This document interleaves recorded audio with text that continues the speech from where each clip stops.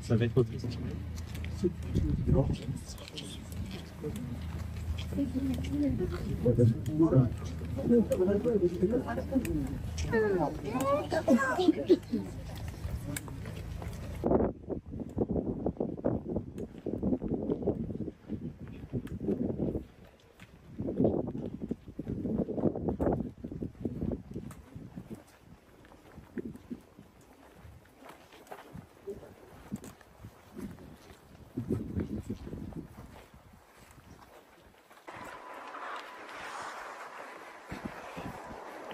Aujourd'hui, nous commémorons dans toutes les villes et dans tous les villages de France la signature arrêtonique. Il y a 106 ans, de l'armistice mettant fin à la guerre de 1914 à 1918. Après le conflit, partout ou presque partout, ont été érigés des monuments aux morts ou des stèles commémoratives, véritables sentinelles de la mémoire qui nous rappellent les sacrifices et les souffrances endurées par nos aînés. Ces monuments sont à l'image de la France d'alors qui, au sens de la guerre, était meurtrie, défigurée. La souffrance qu'ils expriment était celle qui perdurait dans leur corps et dans les cœurs. Ils sont désormais indissociables de la nature.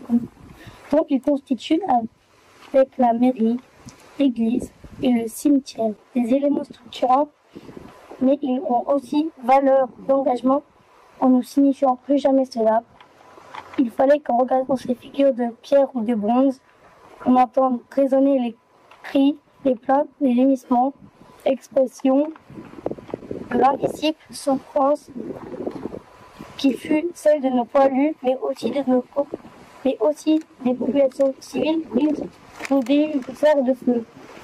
Pourtant, malgré le traité de paix signé un an plus tard à Versailles, cette guerre qualifiée de grande, alors que rien de ce qui est porteur de haine et de division ne peut être grand, ne fut pas la dernière comme tous l'avaient espéré.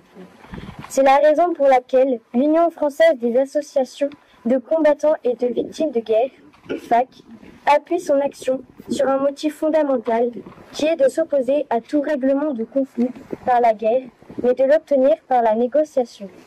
Pour ce faire, l'UFAC agit résolument et avec persévérance pour la paix, en particulier en direction des jeunes générations, qu'elle invite à devenir des citoyens d'un monde sans haine ni guerre. Vive la République, vive la France. Qui es-tu, dépouille choisie, parmi le peuple de soldats qui sont tombés pour la patrie et que nous ne connaissons pas? Fils, époux, père, tous les âges sont confondus dans ce tombeau, tous les espoirs, tous les courages, tous mes frères, tous nos héros. À tant de noblesse amassée, ta douloureuse obscurité ajoute la marque sacrée d'une éternelle humilité. Veille sur nous, héros, exemple.